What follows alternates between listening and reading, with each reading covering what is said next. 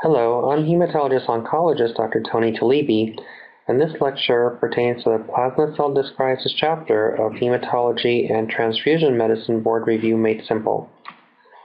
Multiple myeloma case report. 63-year-old woman presenting with back pain, with x-rays revealing lytic fractures in the lumbar spine. Hemoglobin 8.7, WBC platelets normal, creatinine elevated, which was normal 6 months ago. Serum calcium elevated. A monoclonal spike of 4.5 grams per deciliter is present in the gamma region on protein electrophoresis. Immunoglobulin studies reveal an elevated IgM, normal IgA, and normal IgG. Beta-2 microglobulin, which is important for the staging, is elevated at 4.8 milligrams per deciliter. Serum viscosity is elevated. Urine immunoelectrophoresis documents a monoclonal kappa light chain with a 24-hour urine protein excretion of 4 grams. Bone films show compression fractures at T12, L1, and L4. CT of the chest and abdomen shows no evidence of hepatosplenomegaly or lymphadenopathy. Bone marrow biopsy morphology shows infiltration with plasma cell, atypical plasma cells, more than 15%. Concurring with the clinical impression of IgM kappa myeloma. Keywords here are lytic lesions, elevated creatinine, hypercalcemia, monoclonal spike, elevated beta-2 microglobulin. In multiple myeloma, the plasma cells become malignant and multiply without control in the bone marrow, destroying normal bone tissue and causing pain. Malignant plasma cells produce abnormal immunoglobulins, called them proteins. The abnormal immunoglobulins are ineffective in combating infection, and thus the patient is rendered effectively immunocompromised. Must know the immunophenotype. Myeloma is CD20 negative, CD138 positive, CD38 positive, whereas lymphoplasmacytic lymphoma, also known as Waldenstrom's Macroglobulinemia, is CD20 positive, CD138 positive, CD38 positive. Prognostic indicators in multiple myeloma. It's difficult to study conventional cytogenetics in multiple myeloma since plasma cells have low proliferative activity. So, higher S phase has worse prognosis. Deletion 13, 13q- is associated with a worse outcome, which is the opposite of CLL. But 13q- by FISH is not a bad prognostic indicator itself unless it is paired with one of the cytogenetic abnormalities below, including translocation 414, translocation 416, and deletion 17p, which all have very poor prognostic indicators. Hyperdiploidy and all others have better prognosis, which is similar to ALL. Bortezomib, a proteasome inhibitor, has induced better response rates than other agents in cases with bad cytogenetics. Plasma cell dyscriasis classification. Monoclonal gammopathy of undetermined significance, MGUS, the serum monoclonal paraprotein will be less than 3 grams, there will be no end organ damage, and the plasma cells in the bone marrow will be less than 10%. And smoldering myeloma, the serum monoclonal paraprotein will be more than 3 grams, and or bone marrow plasma cells more than 10%, and there will be no end organ damage. Remember, CRAB for end organ damage, hypercalcemia, renal insufficiency, anemia, and bone lesions. In multiple myeloma, it's very simple. There will be either presence of serum or urine paraprotein, the level does not matter, and there will be end organ damage, either hypercalcemia, renal insufficiency, anemia, or bone lesions. And the plasma and the bone marrow plasma cells will be more than 10%. Once you've ruled in myeloma, the international staging system for myeloma consists of stage 1, beta-2 microglobulin will be less than 3.5 and albumin more than 3.5. In stage 3, beta-2 microglobulin will be more than 5.5 regardless of the albumin, and stage 2 is in between. Serum free light chain ratio. The serum kappa to lambda free light chain ratio, also called the FLC assay, is a sensitive method for the detection of excess free light chains and an abnormal capital lambda FLC ratio is used as a surrogate marker for clonal expansion. FLC ratio test has been recently incorporated in the definition of strictly complete remission by the International Myeloma Working Group. The spectrum of plasma cell diseases. 1. Light chain multiple myeloma. Case report. 71-year-old Caucasian woman is admitted due to multiple diffuse osteolytic lesions in the vertebral column. The serum protein electrophoresis, ESF, is normal. The levels of immunoglobulins are all normal. The level of serum free kappa chain is elevated, and the free kappa to lambda ratio is elevated as well. Despite the normal appearance of serum electrophoresis, serum immunofixation, which is more sensitive than SPEP, so always check, shows a monoclonal gammopathy of free kappa chains. A 24-hour urine specimen shows no proteinuria. A urine electrophoresis, UPEP, is normal. Immunoglobulin concentrations in the urine are normal, as are the concentration of kappa and lambda chains. But urine immunofixation shows a monoclonal band corresponding to the elimination of free kappa chains. 20% of myeloma is characterized by only a light chain in the serum or urine, lacking expression of immunoglobulin heavy chain, so always check serum light chains. The method of detection is by UPEP and or urine immunofixation, which is more sensitive. The incidence of renal failure is much higher in light chain myeloma. Next, nonsecretory myeloma. Case report. 52-year-old woman presenting with back pain. No monoclonal gammopathies detected in the serum or urine on electrophoresis or immunofixation, but a skeletal survey reveals diffuse osteoporosis interspersed with osteolytic lesions. Bone marrow biopsy reveals marked plasmacytosis. 3% of patients with multiple myeloma have no M protein in the serum or urine on electrophoresis or immunofixation at the time of diagnosis and are considered to have non-secretory myeloma. Of these, the majority will have M protein that can be detected in the cytoplasm of the neoplastic plasma cells by immunohistochemistry, but have impaired secretion of this protein, therefore non-secretory myeloma. The free light chain assays can be used to detect monoclonal protein in the absence of M protein. Treatment of myeloma, there's two major branch trees. First is treatment of older, non-autologous transplant candidates. Next, treatment of younger, potential autologous transplant candidates. Number 1, treatment of older patients who are non-transplant candidates. Several choices. Either bortezomib, melphalan, prednisone, which has been shown to be superior to melphalan, prednisone head-to-head. Next, melphalan, prednisone, thalidomide, or melphalan, prednisone, lenalidomide, or lenalidomide plus low-dose dexamethasone, which is 40 milligrams once a week. The treatment of younger, potentially autologous transplant candidates.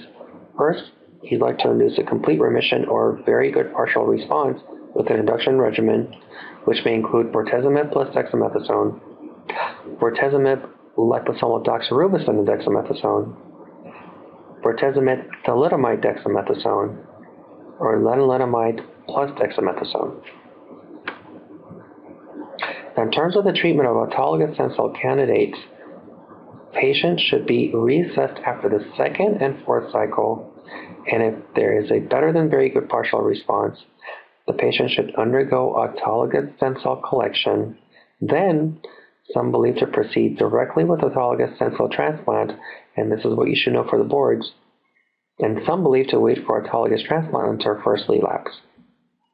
In a recent study by Bocador et al., patients younger than 65 years old were treated with induction RD and then randomized to either MPR or high-dose melphalan plus autologous transplant. And the second randomization was between maintenance lenalidomide versus no maintenance. After a median follow-up of 20 months, the progression-free survival was significantly different in favor of melphalan and autologous transplant arm. Patients with low-dose lenalidomide maintenance have longer progression-free survival, but there has been some increased secondary malignancies noted. Therefore, this is controversial and most likely will not be asked on the boards. Need to know weekly 40 milligrams of dexamethasone is equally efficacious and less toxic than the previous pulse dexamethasone, which was days 1 to 4, 9 to 12, and 17 to 20.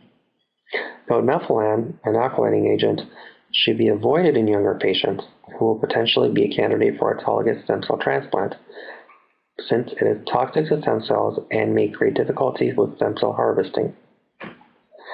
Bisphosphonate therapy. Treatment with bisphosphonate is recommended to reduce skeletal complications for all myeloma patients with skeletal lesions. Omidronate or zoledronic acid are both effective. Because renal insufficiency may result from bisphosphonate therapy, renal function should be monitored closely. Patients with poor dentition and bisphosphonate use more than 2 years are at risk for osteonecrosis of the jaw. Therefore, refer to the dentist early and often. Bortezomib inhibits proteasomes, enzyme complexes which regulate protein homeostasis within the cell, leading to activation of signaling cascades, cell cycle arrest, and apoptosis. Major side effect, peripheral neuropathy, and if it occurs, if it's grade 1 or 2, reduce the dose from 1.3 mg per meter squared to 1 per meter squared, and if it's grade 3 or 4, hold until neuropathy resolves, and then dose reduce to 0.7 per meter squared. It is a drug of choice in myeloma patients with worsening renal failure. Once weekly IV dose has shown to reduce peripheral neuropathy over twice IV weekly with same efficacy, and subcutaneous version also available now with less neuropathy than IV form. Lenalidomide, immunomodulatory, anti-angiogenic, and anti-neoplastic characteristics via multiple mechanisms. Potential boards question, patient on lenalidomide dexamethasone and renal insufficiency with worsening cytopenias, but also decreasing M protein on SBAP. What to do? Answer, stop lenalidomide until counts improve and then dose reduce the lenalidomide for future doses. Medications on the horizon, carfilzomib, awaiting FDA approval, new oral second-generation proteasome inhibitor, which has less peripheral neuropathy than bortezomib, as well as pomalidomide, which is also awaiting FDA approval, next-generation immunomodulatory, anti-angiogenic, and anti-neoplastic characteristics via multiple mechanisms. Waldenstrom's Macroglobulinemia, case report. 54-year-old man presenting with non-exertional dyspnea. Physical exam revealing significant bilateral bronchi and hepatosplenomegaly. Remember, myeloma will not have this, but no lymph nodes are palpable. Chest radiograph reveals a right lower lobe infiltrate with a pleural fusion. CBC with hematocrit 32%, leukocyte count 9,400 with 67% neutrophils, 24% lymphocytes, and occasional plasma cells. Serum creatinine of 1.3, and a total serum protein level of 10, which is high, and an albumin of 3.3, which is low, so therefore there's a gamma globulin gap present. Serum protein quantification analysis reveals IgA to be normal, IgG to be normal, but IgM to be very elevated. Serum protein electrophoresis reveals a band of restricted motility in the gamma region, and immunofixation electrophoresis identifies this band as a monoclonal IgM with kappa light chain expression. Flow of the pleural fluid reveals a B cell population, which is the key word, CD20 positive. Remember, myeloma will be CD20 negative. Also CD138 positive, which is immunoglobulin light chain, kappa light chain restricted. Bone marrow biopsy performed for staging reveals 50 to 80% cellular marrow with numerous paratrabecular aggregates of mature lymphocytes with some plasmacytoid features, consistent with a diagnosis of lymphoplasmacytoid lymphoma. Waldenstrom's is a distinct clinical pathologic entity demonstrating lymphoplasmacytic lymphoma in the bone marrow with an IgM monoclonal gammopathy in the blood. It's also possible to have an IgG lymphoplasmacytoid lymphoma, but only the IgM is called Waldenstrom's. Remember, if the cell is CD20 positive, CD138 positive, then it is Waldenstrom's. If it's CD20 negative and CD38 positive, then it is myeloma. It can also lead to hyperviscosity syndromes presenting as shortness of breath, CHF, or neuropathy, which may require plasmapheresis to reduce IgM levels down. The treatment includes rituximab plus or minus chemo, alkylating agent if not considering autologous transplant, plasmapheresis if hyperviscosity syndrome manifestations, and allogeneic stem cell transplant if patient young and fit, which may potentially be curative. Primary amyloidosis case report. 62-year-old Caucasian female complaining of easy eyelid bruising. Again, that's due to amyloid deposition in the vessels. Past medical history remarkable for bilateral carpal tunnel syndrome and hypothyroidism, again due to amyloid deposits. Normal serum chemistry, CBC, skull x-rays, and total x-ray series. Serum electrophoresis revealing a lambda light chain spike. Immunoglobulin levels normal. 24-hour UPAP normal. Bone marrow biopsy normal. However, apple green birefringent Congo red stain positive on bone marrow biopsy specimen. That's the key word. The apple green birefringent Congo red stain. Immunohistochemical stains are negative for cytokeratin kappa light chain, but there is diffuse staining for lambda light chain throughout the dermis.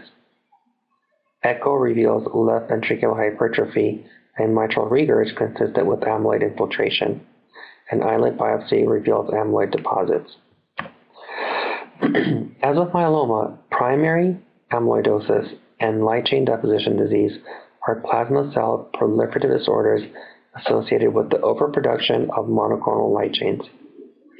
However, patients with primary amyloidosis develop tissue deposits of amyloid fibrils or non-fibrotic material that can produce a nephrotic syndrome, heart failure, hepatomegaly, and other findings that are not seen in myeloma. There's also a higher rate of renal insufficiency and failure than in myeloma due to amyloid deposits in the kidneys. In contrast to patients with myeloma, patients with amyloid usually demonstrate less than 20% bone marrow plasma cells and no lytic bone lesions on imaging, with a modest amount of Waldenstrom's proteinuria. The diagnosis of primary amyloidosis is established by demonstrating amyloid on a biopsy of affected tissue, such as abdominal fat, bone marrow, rectum, or kidney. May also assess cardiac function by checking echocardiogram, troponins, and or basic natriuretic peptide. Treatment. Patient is young with preserved cardiac and renal function, then consider autologous transplant. If patient is old with decreased cardiac and renal function, then consider other myeloma-based treatments such as melphalan, dexamethasone, thalidomide, lenalidomide, or bortezomib. Poem syndrome. Case report. 53-year-old African-American man, HIV negative, presenting with weakness and numbness in both legs. Physical exam revealing multiple widespread lymph nodes that are non-tender, firm, mobile, and 1 to 2 centimeters in size. Hemoglobin and white blood cells are normal, platelet count is slightly elevated. Renal function and serum calcium are normal. Other laboratory findings include total protein of 7, albumin of 3, and an elevated LDH. Chest X-ray reveals an expansile lesion in the first rib. Workup reveals a monoclonal gammopathy of the IgA type. CT scan of the chest shows general lymphadenopathy, moderate left pleural effusion, hepatosplenomegaly, and a mixed lytic and sclerotic lesion of the first lip. Bone marrow aspiration and biopsy shows 15% plasmacytosis. And biopsy of the first rib reveals sheets of plasma cell infiltration, and EMG is consistent with a demyelinating polyneuropathy. That's the key word to remember. Cervical lymph node biopsy demonstrates dense plasmacytic infiltrate consistent with Castleman's disease plasma cell variant, another very important keyword. Poem syndrome, which stands for osteosclerotic myeloma, polyneuropathy, organomegaly, endocrinopathy, monoclonal protein, and skin changes. is a monoclonal plasma cell disorder accompanied by symptoms and or signs of peripheral neuropathy, osteosclerotic lesions, Castleman's disease, organomegaly, endocrinopathy, excluding diabetes or hypothyroidism, edema, typical skin stages, and or papilledema. Chronic overproduction of pro-inflammatory and other cytokines by the plasma cells appear to be a major feature of this disorder. Polyneuropathy is uncommon in classical myeloma, and when present is usually due to presence of amyloidosis. Treatment: radiation treatment of the bony lesions, and if patient is a stem cell transplant candidate, then consider autologous stem cell transplant. If patient is not a stem cell transplant candidate, then methylprednisone or other myeloma-based treatment. Solitary plasmacytoma case report. 55-year-old male, first noted a painless, soft swelling mass 8 by 8 in diameter in the mid-thoracic region. CT shows a large extradural mass with homogeneous enhancement. Normal CBC, normal calcium, normal albumin. Other serum electrolytes are normal. The amine electrophoresis and immunofixation of serum proteins revealed normal levels of immunoglobulins. Beta-2 macroglobulin with a normal range. A urine test for bench-stress protein is negative. UPEP and immunofixation are negative. Serum-free light chain assay is negative. Bone marrow biopsies shows no evidence of plasmacytosis, and biopsy of the mass reveals a plasmacytoma. Solitary plasmacytomas most frequently occur in the bone, but may also be found outside the bone in soft tissue, called extramedullary plasmacytomas. Biopsy-proven solitary lesion of the bone or soft tissue that demonstrates clonal plasma cells. Solitary plasmacytoma of the bone is a localized tumor in the bone comprised of a single clone of plasma cells and the absence of other features of multiple myeloma. Less than 10% plasma cells on the bone marrow biopsy and no end organ damage. Remember CRAB. A possibility that in the future will progress to overt multiple myeloma, therefore those patients will need to be monitored after radiation treatment. This concludes the plasma cell dyscriasis chapter. Thank you.